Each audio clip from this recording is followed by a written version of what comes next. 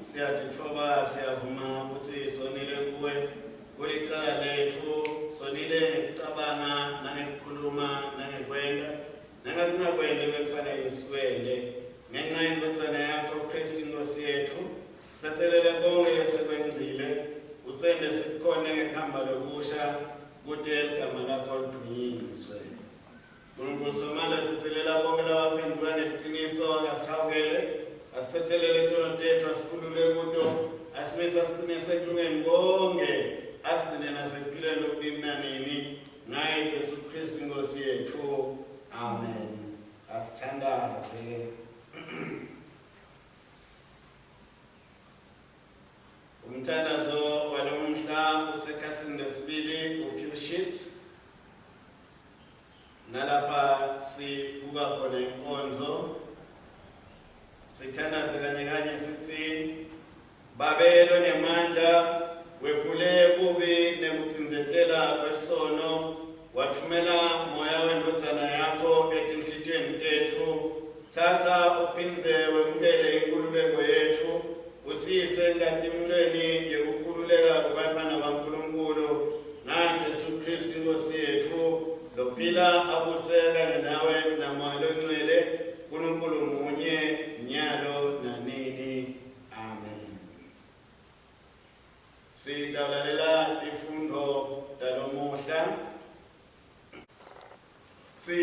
silivusele libandla egameni leNkosi yethu Jesu. Amen. Simbonge uNkulunkulu ukuthi usigcinile wasilondoloza konke lesiniko nalesingako. Siqhubeka neshumayelo tethu esontweni lesikhombisa emva kwaPentecost. Namhla sithi kubuyiswa kwebumhlophe nebungcwele ebandleni. Tifundo tethu ke tibekelwe noma tisuselwe encwadini yesibili yaSamuela sahluko sesithupha livesi lekuqala kuya kulesihlanu bese kuqhutshekwa engcenyeni yesibili evesini leshumi nambili kuya evesini leshumi nemfica. Sisebenzise lihubo lemashumi amabili nakune. Sifundo sesibili saqhamuka kwaSefesu sahluko sekuqala siqala evesini lesithathu kuya evesini leshumi nakune. Kanti livangeli liqhamuka ngekulandisa kwamakholongcwele sahluko sesithupha sisuka evesini leshumi nakune kuya evesini lemashumi amabili nemfica. Sitawucela ukuthi lesikhathi sanyalo sithandaze. Baba wethu oyingcwele, uNkulunkulu omuhle, wena umuhle kakhulu futhi uNkulunkulu longcwele, uNkulunkulu lohlanzekile. Sisithe ke uNkulunkulu omuhle nathi sibe kuleso sigaba leso kuze ukuthi silungelane nawe egameni lemfelethu Jesu. Amen. Libandla lingahlala.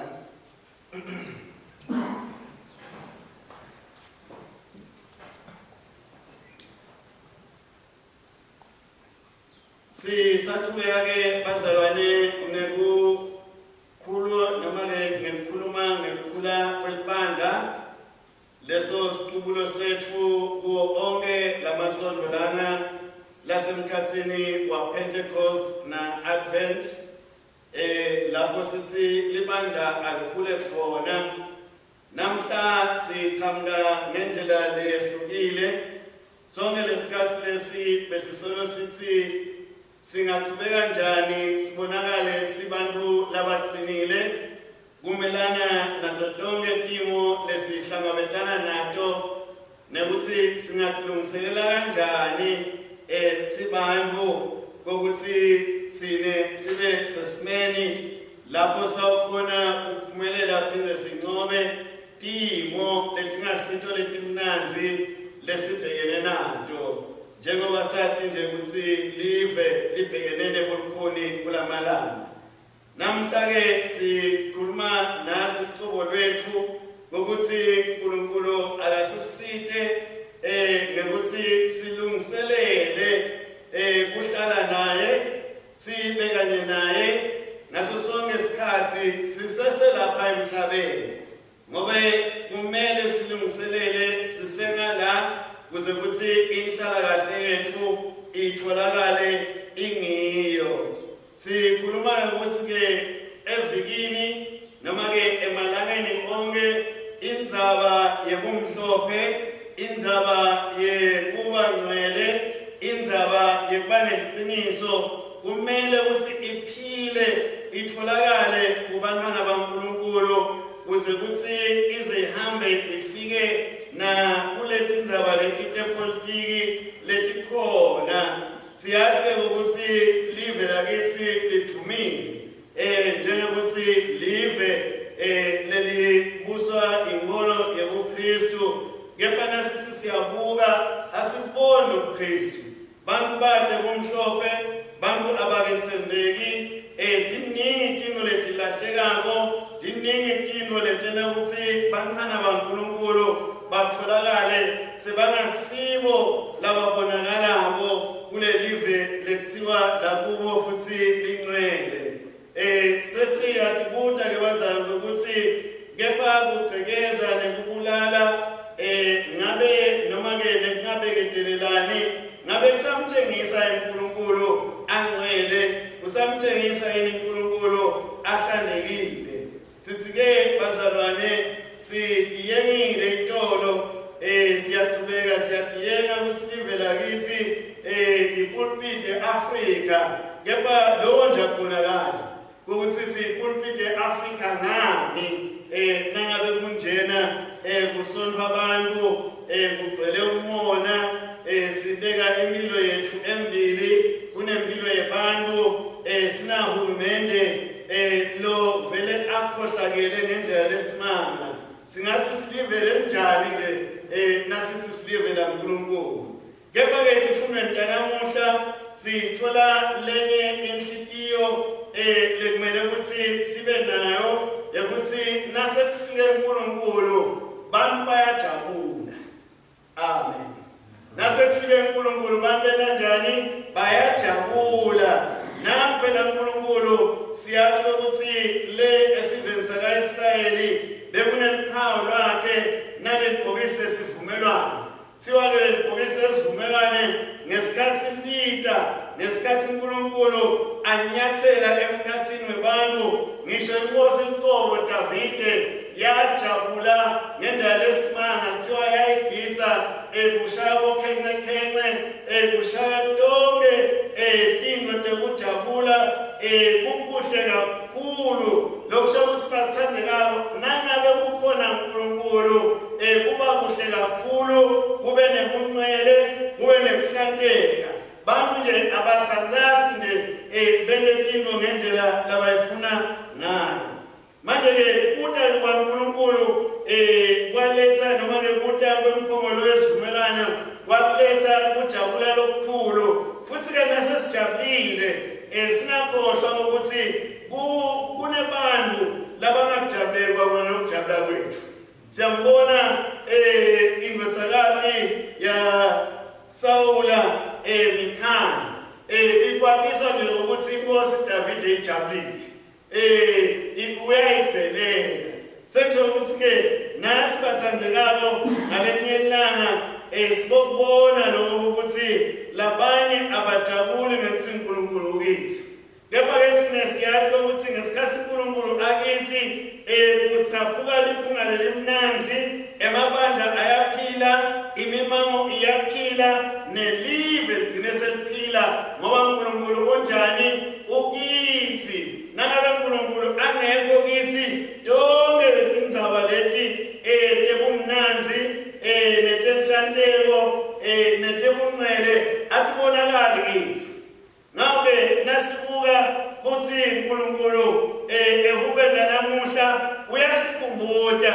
ukuthi tonke letinto letikhona kanye nathi kwakhe kude lokungekwethu kwakhe letinto leti ekumele tigcine tisesandleni sakhe ngakho uyasifundisa ukuthi ngaletinto takhe kumele ukuthi simkhonde yena asathi nje bazalwane ukuthi nasingake sibuke kubudget yakithi ukuthi ngumalini lofaka ukuthi uNkulunkulu akhondwe kude kunokuthi kube khona lokufakako kunquthwa kuloko lesikufakile sitheliswa kaningi bathandekako ngoba imali lento esontweni isuke ibuya kubantu esibathelile kepha kulamalanga sekumele ukuthi iphinde ithele naye so uyabona ukuthi akekho uNkulunkulu noma sikaze sithi sinaye uNkulunkulu kepha uNkulunkulu kunjani akekho kuba sefesu siyakhunjutwa ukuthi kuyinto lekumele siyilangadelele lokubangcwele kuyinto lekumele ukuthi siyilangadelele ngoba vele impilo yethu lengaphandle kwayo sike kulungelana naKristu kumele ukuthi thina sibe ngabangcwele kumele ukuthi sikhumbule ukuthi Kristu phela usilandzile Kristu usibuyisile noma bekungasiko ekhaya kithi lapha ungcwele khona kepha usilandzile wasibuyisa wathi nani ngifuna ukuthi nibe ngcwele sitawukhumbula bathandekako sengithatha esifundweni lesingase mhlawumbe sasifunda lana namuhla lesivela kumvangeli Johane esahluko 10 lapha athi khona kunaletinye timvu letingasizo talesibaya kepha nathi kumele ukuthi ntilandze tibuye tibe embi kwemelusi munye umelusi lowethembekile lomjesu. Lana-ke bathandekako siyabona ukuthi le ndzaba le yokuphila impilo lencwele imele iphilwe wonke umuntu. Nasikuba-ke evangelini sifundzile namuhla sithola ukuthi kunaJohane uMbhaphatisi lofaka insayela uyifaka enkosini Herodi kokuthi yendoda nangabe ufuna kuphila impilo lehlanzekile hlukana nalomkanakeni. Asathi ke thina eMaswati vele ngoba ngathi into lesiyithandzako leyo kokuthi bomnakethu siyadinakekelela bona. Lithi-ke live lenkosi ngale nhlalakahle yakaJuda ayisiyo into lekufanele ukuthi yenteke leyo. Siyazi ukuthi lokho kwekudwa nje kwaveta lulaka kwaveta inzondo wagcina asaboshiwe Johane wangagcini ngekuboshwa kepha wagcina asabulewe. Lenye-ke into le funa kwendlula kwende kafishane ngenza ukuthi masijabulile sizoqaphela ukuthi sithini nokuthi sendani ngoba sitatithola sesititungeleile ngetintsambo satitongolotela satibopha sitakhumbula-ke thina lakithi eSwatini ukuthi bakwaphila lenye indoda kagama lesayiseyidumela ukuthi ngumbhokane naye yayisho kahle ukuthi nawujabulile ungakhulumi into longeke ugcine utifeze. Siyambona-ke lana ukuthi Herodi sosenkingeni sothithe kulo mntanakhe nobekade atalwa ngilomngabhuti wakhe uthi asocela konke lo ufisako ngitakuniketa bona noma ngawufuna ingcenye ngembuso wami ngitakuniketa yona. Umntwana-ke ngekuba ngumntwana angathi lutho waya kumake ayocela seluleko kepha yini lengingayicela kwathiwa inhloko yaJohane. Ngalokuthi-ke bese kathembisile nekuthi sithembiso kumele sigcine siyeva lokuthi akwehlanga kahle kepha nekuthi bekafuna ukujabulisa tihlwele. Amen. Ngoba siyathanda ukujabulisa tihlwele. Bafuna ukujabulisa tihlwele watithola asaqinzetelekile kokuthi akasifeze lesithembiso sakhe kulo muntu. Siyazi bathandekayo ukuthi nangabe sinawo abantu labangasiko labanakekelako abantu labakhelesi nathi sitatithola sesiphila lempilo yaboHerodi sihamba sibulala abantu singathi nokuthi sibabulalelane ngenxa nje ukuthi sihlulwe kumnanzi sagcina sesenda into letingasitho. Uyasilinda uNkulunkulu ukuthi kumele sibencele njengaloku lamalanga nje siyakholelwa ukuthi uyeta utawulanza amakhosi wakhe. Ufuna abantu labancele abantu labahlanzekile uncwele-ke nekuhlanzeka into lekumele ukuthi sitshengiswe kuyo yonke indlela yokuphila kwethu.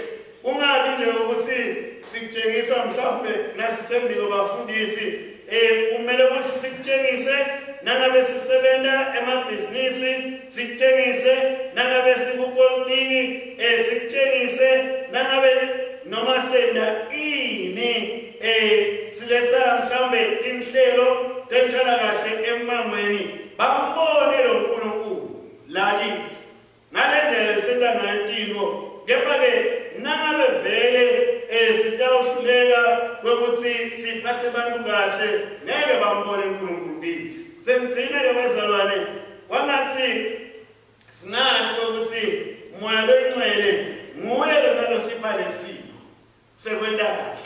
Lengaphandle kwakhe ngeke vele sikhone lokwenta kahle. Angeke kuze kusithungele singetama kepha kwetama kwethu kutasifikisa lapho kutani. Kepha nangabe sinamoya loyingcwele waNkulunkulu simvumela ukuthi asebenze kithi siyawuhamba size sifike ebukhoneni baNkulunkulu sijabulile. wathi uNkulunkulu ke bathandekako angaba nani nisazindla ngaleti ndzaba letimnanzi egameni laNkulunkulu Yise neNdodana naMoya Oyingcwele. Amen. Asithandaze.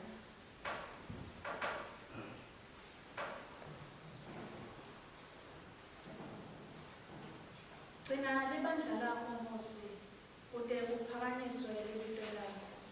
Ngekulunga kwakho nangokuphendula nokwethembeka kwakho. Njengoba usithumile kulelive ukuthi sifakazele livi lakho.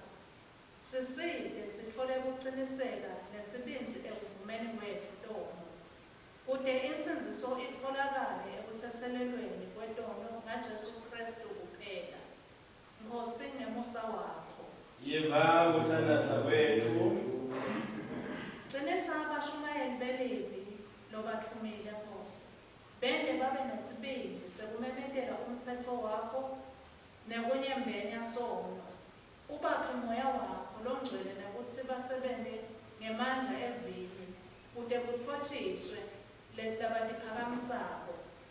Bende baphenduke etonweni kude beve livangeli bemukele ukuthethelelwa kwetono lokutholakala ngaKristu. Lulata bonke labahluphekayo ngokuthi beme elubitweni lwabo.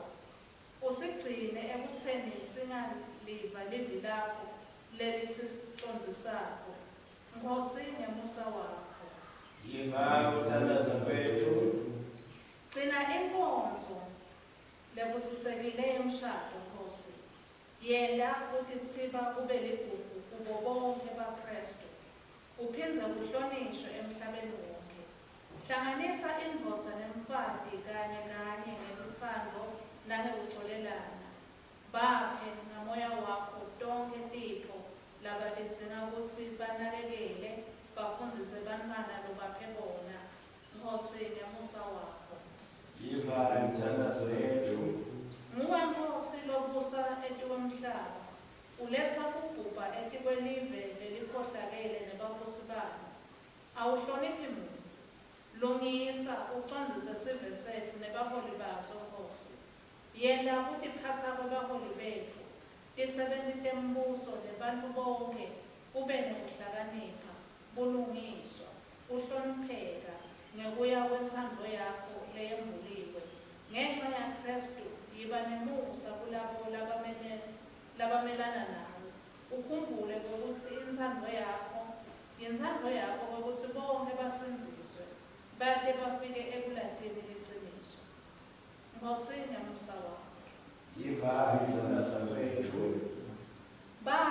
Babe ngekuphiwa sibinzi ngekwemukelwa kwethu ngaJesu Kristu siletha embi kwakho tonke tidzingo temitimba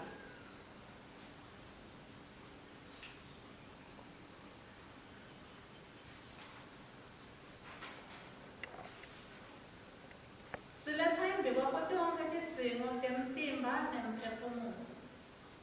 Letha ukuphila emtimbeni, emoyeni nasemphefumulweni kubantwana bakho labagulako, labalahlekelwe tihlobo nalabalahlekelwe timphahla kulesikhathi semdlomdlombo. Letha ukubuyisana nekukhulumisana etindzabeni letitsintsa timphilo tetfu sonke. Usukhumbule ukuthi nguwe umsunguli wempilo nemcondzisi wekuphila lokungekho.